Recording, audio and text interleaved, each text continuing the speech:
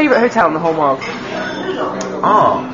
Probably the Riyadh El Fen in Marrakesh. It's an amazing, as well as it hasn't even got a plate on the door, you wouldn't know it's there. And it's kind of, and I actually did a show there a few weeks ago, because I know the owner, the manager, and it was the worst show I've ever done in my life. Because the audience were French. As soon as I started talking, they went, "Oh, he's talking English, I better talk really loudly so I can't hear him." And the second night I did my show, as well as all his French people, the owner had a birthday party and he'd phone over all his guests, like Elizabeth Branson and Alan Yentop, and I stood there and died in front of him, which is quite possibly the worst experience of my life, but it's still my favourite hotel in the world, because the service is just fabulous. Oh, good! Well, Guy, you used to be in Pink Floyd, you have the rock star background. Which is the best hotel room in the world to trash? I've never really trashed any rooms. Well, most of the bands I've played for are nice middle-class boys, to be honest. It's usually kind of those big, horrible, ugly old things in the Midwest, in Cleveland or something like that. But now they're sort of expected you smash your room up and it's just on your bill. You know, that makes it the most effective. Okay, where's the worst place you've ever stayed in your whole life?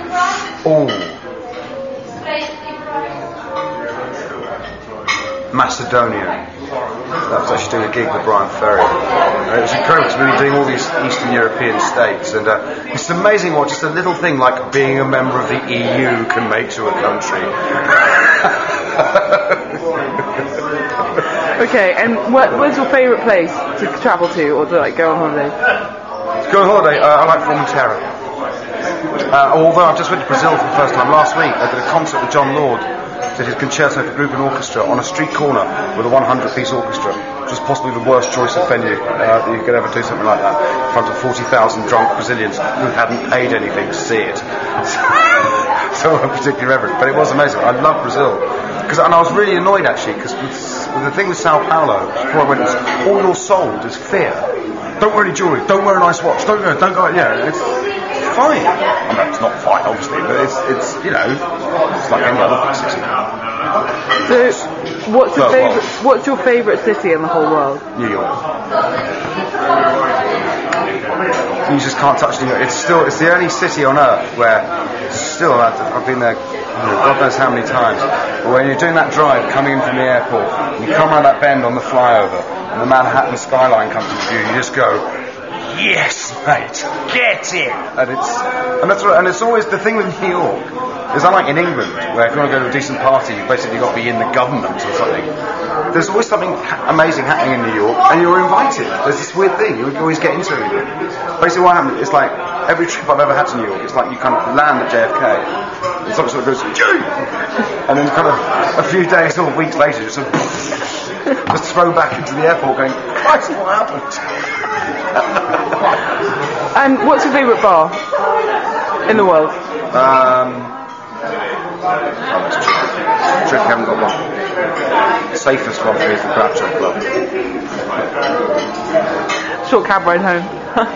What? Exactly. And so, what's your favourite restaurant?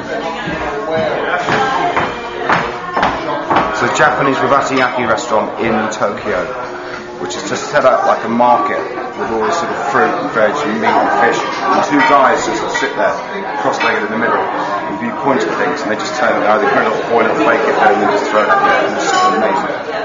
And what's the best venue you've ever played in the world? Venice.